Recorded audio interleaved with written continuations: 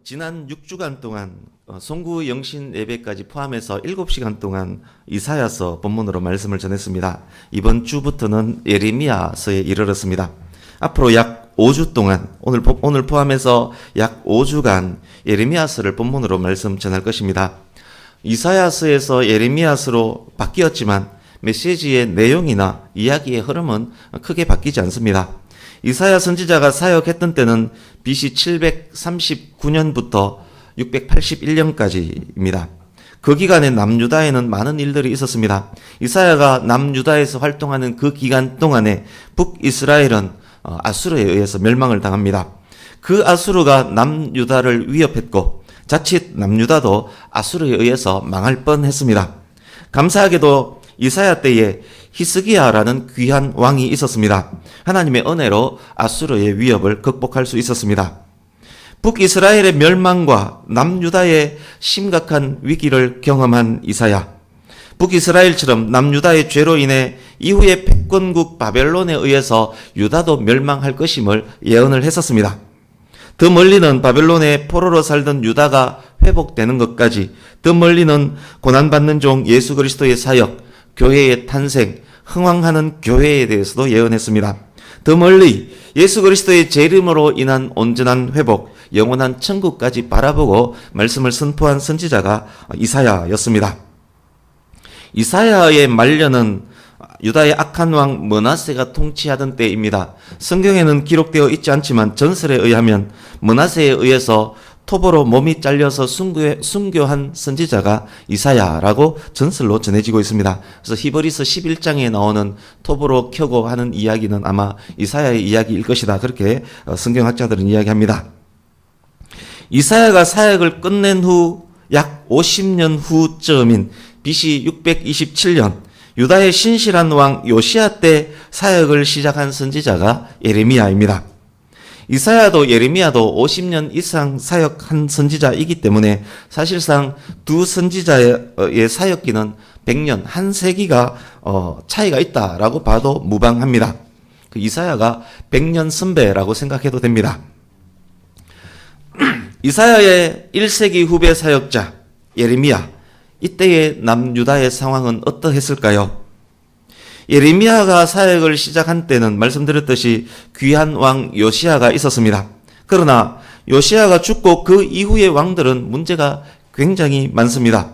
리더의 자질이 아예 없었던 왕들, 여호아스, 여호야김, 여호야긴, 시드기야 시대가 예레미야가 사역했던 때입니다. 이들 왕들이 유다를 완전히 말아먹습니다. 결국 이때 이사야가 예언했던 바벨론에 의한 유다의 멸망이 현실화됩니다. 예레미야는 이 모든 유다 멸망의 과정을 겪으면서 활동한 선지자입니다. 예레미야가 선포하는 메시지 순서의 전개는 대략 이렇습니다. 1장부터 마지막 장까지 이런 전개를 따릅니다. 이 나라의 죄악이 심각하다, 총체적 난국이다, 이렇게 이야기합니다. 이어서 회개하라, 바벨론이 온다, 바벨론이 온다 이야기합니다. 이어서 바벨론이 오면 다 죽는다, 전쟁이 임박하다, 회개해라. 조금 후에는 이젠 늦었다, 이젠 항복만이 살 길이다. 조금 후에 그렇지만 완전 끝난 것이 아니다, 소망에 대해서 이야기합니다. 바벨론이 유다를 멸망시킬 것이지만 하나님께서 바벨론을 심판하실 것이다. 남은 자는 살 것이다. 그들에게 새 언약이 선포된다. 그 소망으로 포로의 때를 견뎌라 라는 말이 중간 후반쯤에 삽입이 됩니다. 그 이후에 드디어 바벨론이 왔다. 망했다. 예레미야서 전개는 그렇게 전개가 됩니다. 오늘 본문은 이 큰 흐름 속에 있습니다. 바벨론 침입으로 멸망이 임박한 때 멸망당할 나라, 비참해질 유다를 미리 본 예레미야가 닥칠 환란의 이유가 무엇인지를 백성에게 알려주고 환란 때 어떤 일이 있을 것임에 대해서 리얼하게 설명하고 회개를 촉구하는 장면. 하나님의 명령에 의해서 주어진 말씀 그대로 담담하게 선포했지만 선지자의 마음은 나라와 백성들로 인해서 너무너무 아픕니다. 함께 오늘 읽었던 이 본문은 하나님을 떠난 나라와 백성들로 인해서 마음속 깊이 탄식하는 장면입니다. 전체 흐름을 그렇게 기억하시고 이제 본문을 향해서 말씀을 진행해 가겠습니다. 먼저 예레미야서 2장으로 가보겠습니다.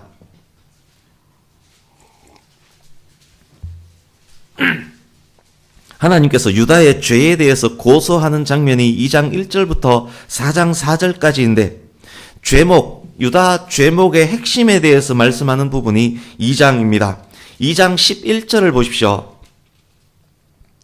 하나님의 백성인 유다가 무익한 우상으로 하나님을 대체합니다. 죄목의 핵심은 우상 숭배입니다. 2장 13절 보십시오.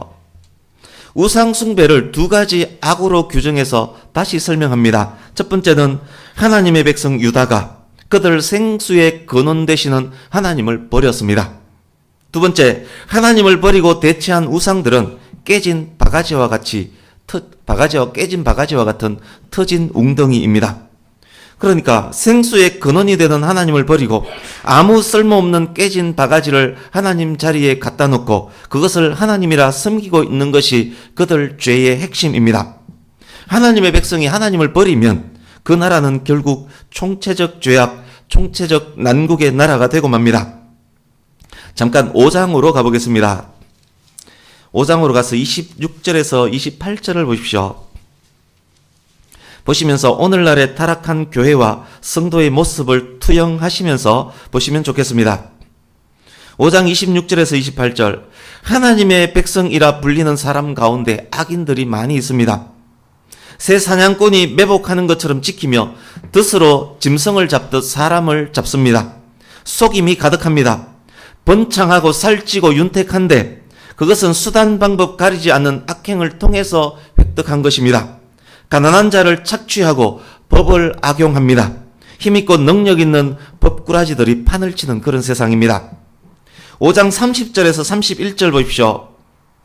유명한 목사님들이 TV에 나와서 하나님의 말씀을 유창하게 전하는데 그런데 거짓되게 해석해서 전합니다. 말씀을 이용해서 자기 권력을 공고히 하고 재산을 축적합니다.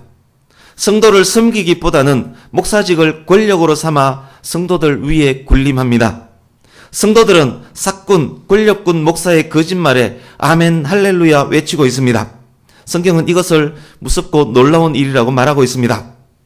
현대를 사는 우리들도 이 무섭고 놀라운 일들을 자주 실제로 보고 있지 않습니까?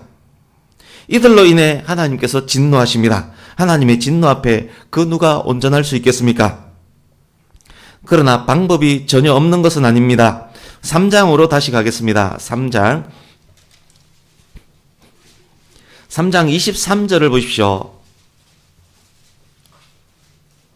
이스라엘의 구원은 오직 하나님께만 있습니다. 하나님을 향해 진실한 회개를 하면 하나님께서 구원하실 것입니다. 그러나 유다는 이산저산 떠들며 다니면서 회개한다 외치기는 하지만 형식에 그칠 뿐입니다. 4장 1절에서 4절을 눈으로 보십시오. 진실한 회개가 무엇인지를 두 개의 항목으로 나누어서 알려주고 있는 부분입니다. 첫 번째, 진실한 회개는 형식적으로 하나님께 용서를 비는 그런 것이 아니라 용서를 빔과 함께 죄악된 행동에서 돌이키는 것입니다. 교회에서 예배하며 용서하소서 아멘 할렐루야 소리치지만 여전히 죄와 악을 행하는 것은 회개가 아닙니다. 가증한 것을 버리고 하나님 앞에서 진실하게 공의롭게 살기 위해 애쓰는 것, 말씀에 순종하며 거룩한 삶을 노력하는 것, 하나님을 자랑하며 복의 통로, 축복의 통로 역할을 감당하는 그것이 진실한 회개입니다. 두 번째, 그러나 그것이 전부가 아닙니다. 가장 중요한 것이 있습니다. 마음에서부터 근원적인 변화가 있어야 합니다. 굳어있는 마음을 갈아엎어야 합니다. 가시덤불과 같은 세속적인 곳에 마음을 두지 말아야 합니다. 이 말씀은 예수님의 씨 뿌린 비유와 연결될 것입니다. 진실한 회개는 육신의 껍질만 베어내는 육신의 할례가 아니라 마음의 가죽을 베어내는 마음의 할례입니다. 이 말씀은 로마서 2장 말씀과 연결될 것입니다. 과연 유다가 이토록 총체적 난국에 처한 유다가 진실한 회개를 할 수 있을까요? 유다는 하나님의 구원을 받을 수 있을까요? 2장은 유다의 핵심 죄목에 대해서 말씀하는 것이었습니다. 3장에서 4장 4절까지의 내용은 그렇다면 그런 유다가 과연 회개할 수 있는가? 그런 유다가 하나님께 돌아올 수 있는가에 대한 부분입니다. 여러분은 어떻게 생각하십니까? 타락하고 타락한 교회가 진정한 회개를 할 수 있을까요? 만약 지금 이 순간에도 회개하지 않고 불순종한다면 어떤 일이 일어나게 될까요? 하나님의 말씀을 받은 예레미야는 어떤 일이 있을 것인지를 압니다. 하나님께서 미리 보여주셨기 때문에 확실히 압니다. 미리 본 내용들을 백성들에게 전하면 돌이킬 가능성이 조금이라도 더 있기 때문에 더욱 힘을 다해서 전합니다. 과연 유다에게 어떤 일이 앞으로 일어나게 될까요? 예레미야는 어떤 장면들을 미리 보았을까요? 이제 4장 5절에서 9절을 눈으로 보시면서 들어주십시오. 이사야가 보고 들은 그것을 지금의 우리도 보고 듣고 있다라고 생각하시면서 말씀을 눈으로 읽을 때 보이는 그 그림과 영상에 집중하면서 귀 기울여 주시면 되겠습니다. 지금부터 설명드릴 내용은 이사야가 다가올 미래에 있을 일들을 미리 본 내용들입니다. 드디어 바벨론, 아직 성경에서 바벨론이라고 공식 거명되지 않지만 나중에는 바벨론이라고 나옵니다. 여기서는 북쪽에서 오는 나라라고만 설명되어 있습니다. 드디어 바벨론이 유다를 침공했습니다. 예루살렘을 비롯한 유다 전 지역에 공습경보 사이렌, 여기는 나팔로 되어 있습니다. 사이렌이 울리고 있습니다. 놀란 백성들이 우왕좌왕 방공호를 찾아서 헤맵니다. 그들 생각에 그래도 가장 견고한 방공호는 시온성 예루살렘입니다. 동서남북 사방에서 깃발을 들고 예루살렘으로 몰려옵니다. 여기저기서 인솔자의 메가폰 소리가 들립니다. 이렇게 소리칩니다. 피해야 합니다. 인솔자의 깃발을 보고 따라 잘 움직이십시오. 서둘러야 합니다. 그렇게 여기저기서 메가폰 소리가 들립니다. 6절 뒷부분 보십시오. 중요한 사실이 있습니다. 하나님께서 일어날 일을 예레미야에게 알려주시면서 말씀했습니다. 북방에서 침공하는 이 군대는 내가 보낸 군대다. 내가 내 백성에게 재난과 큰 멸망을 주기 위해서 일으킨 군대다. 그렇습니다. 재난의 근원이 바벨론이 아닙니다. 재난의 근원은 자기 백성에 의해서 거부되었던 그들의 하나님이 재난의 근원이 되고 있습니다. 그것을 유다가 빨리 깨달아야만 했습니다. 7절입니다. 바벨론은 마치 숲풀에서 올라온 사자와 같습니다. 그 사자가 숲풀에서 떠났습니다. 조만간 사자로 인해 유다는 황폐해질 것입니다. 8절에서 9절입니다. 본문의 호소는 유다 백성 전체를 향한 것입니다. 그렇지만 가장 큰 책임은 왕과 지도자와 제사장과 선지자들에게 있습니다. 조만간 그들에게 깜짝 놀랄 일이 일어날 것입니다. 왜 지도자들에게 더 큰 책임이 있는지 10절에서 부연 설명을 하고 있습니다. 그들이 위기의 때에 백성들, 교회들, 성도들을 속였습니다. 위기가 위기임을 모르고 걱정 마라. 우리나라 절대 안 망한다. 하나님이 교회를 붙잡고 계신다. 절대 교회와 성도는 망하지 않는다. 목사와 지도자들이 위기의 때에 평안하다 라면서 거짓말했습니다. 특히 그것에 대해서 예레미야가 한탄하면서 하나님께 항의 아닌 항의를 하면서 유다 백성과 하나님 사이에서 크게 아파하고 있는 부분이 10절입니다. 이제 11절에서 18절입니다. 11절 보십시오. 바벨론의 침입을 뜨거운 바람에 비유하고 있습니다. 이 바람, 시로코라고 일컫는 바람입니다. 이 바람은 가나안 남동쪽 사막에서 불어오는 바람입니다. 매우 건조하기 때문에 토양의 습기를 모두 빨아버리는 그런 바람입니다. 농부에게도 땅에게도 전혀 쓸모없는 뜨겁고 견디기 힘든 바람입니다. 바벨론이 그 뜨거운 바람처럼 다가옵니다. 백성들에게도 농사에도 땅에도 전혀 도움이 되지 않는 바람, 견디기 어려운 바람입니다. 그 바람은 점점 더 거세어질 것입니다. 12절 중간 부분 보십시오. 아까 언급했던 중요한 사항 또 언급합니다. 이 바람은 하나님께서 보낸 바람입니다. 백성들을 심판하기 위해서 하나님을 위해 불어오는 바람입니다. 13절입니다. 다가오는 바벨론 군대의 모습을 보십시오. 마치 구름대 같습니다.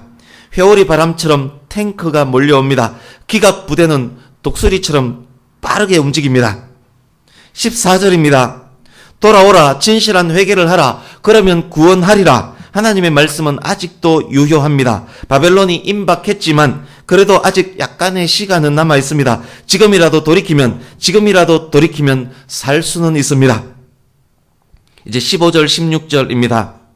단, 에브라임, 예루살렘 세 개의 지명이 나옵니다. 가장 북쪽에 위치한 것이 단입니다. 예루살렘으로 가는 주요 길목에 위치한 것이 에브라임입니다. 유다의 수도 예루살렘입니다.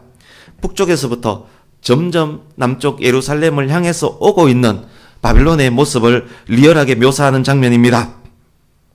바벨론 부대의 군가 소리, 군화 소리가 점점 더 크게 들리지 않습니까? 북에서 예루살렘을 향해 점점 바벨론 군대가 다가오고 있습니다. 17절, 18절입니다. 유다 멸망의 원인에 대해서 다시 한번 강조하는 부분입니다. 사자처럼 바람처럼 구름처럼 회오리 바람처럼 독수리처럼 몰려오는 저 이방의 군대, 곧 있게 될 전쟁의 근본 이유는 국제정세, 잘못된 외교, 바벨론의 탐욕에 의한 것 아닙니다. 하나님의 백성들이 하나님을 반역한 것, 그것이 근본 이유입니다. 이제 본문 말씀은 뛰어넘고 23절부터 31절까지를 보겠습니다. 바벨론이 대파괴를 자행할 것입니다. 침입의 결과를 미리 보여주는 부분입니다. 몇 구절만 확인하겠습니다. 23절 보십시오. 침입의 결과 땅이 혼돈하고 하늘에 빛이 없습니다. 창세기 1장 2절과 연결해서 이해하면 됩니다. 창조 이전의 혼돈 상태로 돌아갔다는 말입니다. 유다의 질서가 완전 파괴되는 그런 일이 일어날 것입니다. 그렇지만 23절을 통해서도 여전히 돌아오라 말씀하시는 하나님의 음성을 들을 수 있어야 합니다. 유다에 임한 이 엄청난 혼돈의 근원은 유다의 반역으로 인한 하나님의 심판입니다. 이 혼돈과 깜깜함에서 다시 회복될 수 있을까요? 창조 때 혼돈하고 공허하며 깜깜한 곳에 질서를 부여하시고 빛이 비치게 하신 분은 하나님이십니다. 유다에 임할 이 혼돈과 흑암을 하나님께서 허용하신 것이라면 이 혼돈과 흑암으로부터 회복되게 하실 분도 오직 하나님밖에 없습니다. 구원은 오직 하나님께만 있습니다. 27절 보십시오. 역시 동일한 희망의 메시지가 여기에 있습니다. 온 땅이 황폐할 것이지만 완전한 진멸은 아닐 것입니다. 이것과 관련된 내용은 예레미야 후반부에서 설명이 되어질 것입니다. 이제 30절에서 31절 보십시오. 여기에 충격적 이미지가 있습니다. 유다가 붉은 옷을 입고 금으로 단장하고 화려하게 화장한 엄녀, 기생으로 그려지고 있습니다. 인간이 할 수 있는 모든 방법을 다 동원해서 바벨론을 유혹해서 그 위기를 모면하려고 하는 엄녀로 유다가 그려지고 있습니다. 그러나 겉모습은 아름다워 보이지만 창녀의 옷 안에는 초라한 몰골만 있을 뿐입니다. 바벨론은 그녀의 유혹에 절대 넘어가지 않습니다. 오히려 바벨론은 그런 여인을 31절처럼 그렇게 죽이게 됩니다. 회개하지 않으면 인간의 그 어떤 방법도 무용지물입니다. 지금까지 마음속으로 그림을 보면서 영상을 보면서 말씀으로 확인했습니다. 우리가 확인한 내용들은 예레미야와 유다 백성에게 아직은 현실이 아닌 임박한 미래의 모습입니다. 선지자 예레미야는 이 모습을 미리 보았습니다. 하나님께서 보여주셨습니다. 예레미야가 보고 들은 영상에는 이런 장면들이 있었습니다. 여기저기서 포탄이 떨어지고 탱크와 전투기가 사정없이 폭격을 하고 군인들은 아이 여자 할 것 없이 닥치는 대로 짓밟으며 총을 쏘아대고 겁에 질린 유다 백성들이 이리저리 비명을 지르면서 뛰어다니고 사방에는 피가 흥건하고 피비린내 속에 부모 잃은 아이들은 울어대고 죽어가는 사람들이 처처해서 마지막 숨을 헐떡이고 이미 죽은 사람들, 죽어가는 사람들 속에는 예레미야의 친지와 이웃들까지 보이고 있습니다. 거짓말하던 제사장들, 착취하던 고관 대작들도 보입니다. 예레미야서와 예레미야 애가 전체를 읽어보면 예레미야가 매우 감성적인 사람이었음을 알 수 있습니다. 그는 눈물이 많은 사람입니다. 그래서 예레미야를 눈물의 선지자로 부르기도 합니다. 가감없이 담대히 하나님의 말씀을 선포했지만 감성적인 예레미야의 마음은 아프고 아파서 죽을 지경입니다. 여러분, 만약 여러분께서 예레미야라면, 여러분께서 임박할 전쟁을 미리 보았다면, 전쟁으로 인해 죽어가는 수많은 사람들 속에 친숙한 옆집 아저씨를 보았다면, 전쟁의 참상 속에서 사랑하는 가족과 친척들이 죽어가는 모습을 미리 보았다면, 아직은 현실이 아닐지라도 그것이 임박한 실제가 확실하다면 여러분의 마음은 어떻겠습니까? 이제 19절에서 22절입니다. 그런 상황 속에서 눈물의 선지자 예레미야가 탄식하는 장면입니다. 19에서 22절을 눈으로 읽으면서 들어주십시오. 예레미야가 울면서 탄식하며 귀를 틀어 막으면서 이렇게 말합니다. 슬프고 아프다. 내 마음이 아파서 견딜 수가 없다. 쉬지 않고 들리는 저 사이렌 소리, 포탄 소리, 비명 소리. 망하고 망하는구나. 부서지고 부서지는구나. 이 동네에서 저 동네로 온 땅이 폐허가 되는구나. 갑자기 나의 집과 나의 텐트가 찢겨져 나가는구나. 예레미야는 이 모든 파멸을 예레미야 자신의 파멸로 여깁니다. 유다의 파멸을 나의 장막과 휘장이 찢기는 것으로 표현하면서 아파합니다. 21절 보십시오. 탄식은 계속 이어집니다. 아, 내가 언제까지 전쟁의 깃발을 봐야 할꼬? 내가 언제까지 이 사이렌 소리를 들어야 할꼬? 역시 침탈당하는 유다 백성을 자신과 동일시하고 있습니다. 유다 백성에게 임한 환란이 곧 자신에게 임한 환란으로 여기고 있습니다. 22절입니다. 이제는 하나님과 자신을 동일시하는 듯한 말을 합니다. 아, 슬프다. 내 백성은 나를 알지 못하는 어리석은 자로다. 내 백성은 지각이 없는 미련한 자식이로다. 악을 행하기에는 매우 똑똑하지만 선을 행하는 데는 바보 천치로구나. 말씀드렸듯이 21절, 22절에서 백성들과 자기를 동일시하고 하나님과 자기를 동일시하고 있는 모습을 봅니다. 백성과 하나님 사이에 서서 탄식하며 중재하는 선지자의 모습이 이 안에 있습니다. 하나님과 백성 사이에서 하나님과 백성을 각각 동일시하면서 온몸으로 느끼는 영혼의 고뇌가 잘 표현되어 있습니다. 유다 백성들이 예레미야의 중재와 탄식에 귀 기울이고 순종한다면 그들은 이 파멸에서 구원받을 수 있을 것입니다. 우리는 예레미야의 이 탄식에서 완전한 사람으로, 완전한 하나님으로서 이 땅에 오신 예수 그리스도의 고뇌, 그 고뇌를 미리 볼 수 있습니다. 예수 그리스도는 하나님과 사람 사이의 완전한 중재자입니다. 예수 그리스도는 십자가를 통해 하나님께로 가는 완전한 길을 여셨습니다. 예수 그리스도의 십자가의 구속하심을 믿음으로 받아들이고 예수 그리스도를 나의 주, 나의 구원자로 받아들인다면 그것이 곧 진정한 회개이고 그것이 곧 마음의 할례입니다. 예수님을 영접하는 그는 하나님께서 베푸시는 구원의 은혜를 누리게 될 것입니다. 이제 말씀을 마무리해 가겠습니다. 오늘은 실질적 이야기로 어쩌면 마음을 아프게 할 수 있는 이야기로 마무리하려고 합니다. 그렇지만 이 이야기는 세상에서 가장 중요한 이야기일 것입니다. 사랑하는 성도님 여러분, 우리에게는 예레미야와 같은 탄식이 있습니까?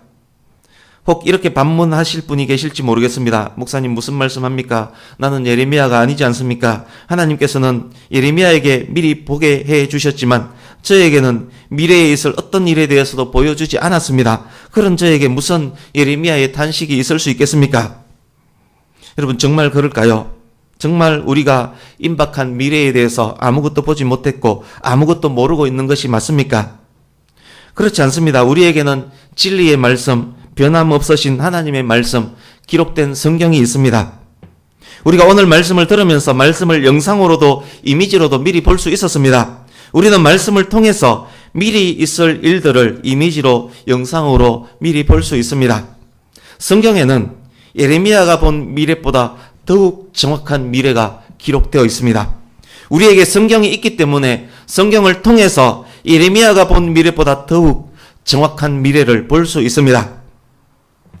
우리 말씀 한 것 보겠습니다. 요한계시록 21장으로 갑니다. 성경 맨 뒤에 있습니다. 요한계시록 21장. 인용할 말씀이 많지만 이 말씀만 인용하며 같이 읽으려고 합니다. 요한계시록 21장 6절에서 8절을 한 목소리로 읽으려고 합니다. 신약 421페이지 요한계시록 21장 6절에서 8절 같이 읽습니다. 시작. 또 내게 말씀하시되 이루었도다. 나는 알파와 오메가요 처음과 마지막이라. 내가 생명수 샘물을 목마른 자에게 값없이 주리니 이기는 자는 이것들을 상속으로 받으리라. 나는 그의 하나님이 되고 그는 내 아들이 되리라. 그러나 두려워하는 자들과 믿지 아니하는 자들과 흉악한 자들과 살인자들과 음행하는 자들과 점술가들과 우상 숭배자들과 거짓말하는 모든 자들은 불과 유황으로 타는 못에 던져지리니 이것이 둘째 사망이라. 아멘. 예수님은 처음과 마지막이십니다. 태초부터 계셨던 창조주이시며 인류 역사 마지막에 재림하심으로 언약을 완성하실 분입니다. 그리스도 안에 있는 자들, 예수 그리스도를 영접하는 자들은 값없이 영생을 얻습니다. 하나님의 자녀가 됩니다. 예수 그리스도를 마음으로부터 영접하는 그것이 진실한 회개며 마음의 할례이기 때문에 예수님을 영접하는 그들에게만 구원이 있습니다. 그들에게는 천국이 있습니다. 성도의 미래, 우리는 성도의 미래를 읽었던 말씀을 통해서 볼 수 있습니다. 그러나 믿지 않고 순종하지 않고 하나님의 백성됨을 거부하는 모든 자들은 불과 유황으로 타는 영원한 지옥에 던져지게 될 것입니다. 믿지 않는 자들의 미래, 우리 역시 그 미래를 말씀을 통해서 뚜렷하게 볼 수 있습니다. 성도님 여러분, 우리 모두는 이 장면을 미리 보았지 않습니까? 예레미야가 보았던 미래보다 더욱 확실한 미래 아닙니까? 여러분, 임박한 미래의 그림과 영상을 보셨습니까? 불과 유황으로 타오르는 지옥이 보이지 않습니까? 불타는 소리, 뜨거워 질러대는 비명소리 들리지 않습니까? 저 안에는 옆집 아저씨, 윗집 아줌마 보이지 않습니까? 저 안에 사랑하는 가족들 혹 보이지 않습니까? 이것보다 더 무섭고 놀라운 일이 어디에 있겠습니까? 이것이 우리 눈에 더욱 확실히 보인다면, 우리가 이것을 보았다면 우리가 어찌 탄식하지 않을 수 있겠습니까? 우리가 어찌 하나님과 사람 사이에서 중재하며 중보하지 않을 수 있겠습니까? 우리가 어찌 영생의 길을 저들에게 전하지 않을 수 있겠습니까? 이것은 임박한 미래입니다. 반드시 이룰 것이라고 약속하신 여호와 하나님의 말씀입니다. 이것은 현실이고 실제라는 말입니다. 말씀을 마칩니다. 사랑하는 성도님 여러분, 죄와 악이 관영한 세상을 볼 때, 타락해가는 교회와 성도들을 볼 때 아파하며 탄식하며 눈물로 기도하는 우리가 되기를 원합니다. 세상의 죄와 악으로 인해 죽어가는 불쌍한 영혼들을 위해, 그대로 두면 영원한 지옥불에 들어갈 수밖에 없는 사람들을 위해 탄식하며 중보하며 기도하며 복음 전하는 우리가 되기를 원합니다. 빛으로 살면서, 소금으로 살면서 사랑하는 남편과 아내, 사랑하는 부모님과 자녀, 사랑하는 형제 자매들과 친지들에게, 이웃에게, 직장 동료들에게, 불과 유황으로 타는 저곳을 향해 가고 있는 불쌍한 많은 사람들에게 복음을 전하는 우리가 되기를 원합니다. 우리 교회와 모든 성도님들이 하나님의 풍성하신 은혜 안에서 하나님의 뜻을 이루는 아름다운 도구가 되어서 구원받고 회복되고 치유되는, 우리로 인해 구원받고 회복되고 치유되는 아름다운 열매들이 우리 주변에서 주렁주렁 맺히는 그런 귀한 새해가 되기를 예수님 이름으로 축복합니다. 아멘. 기도하겠습니다.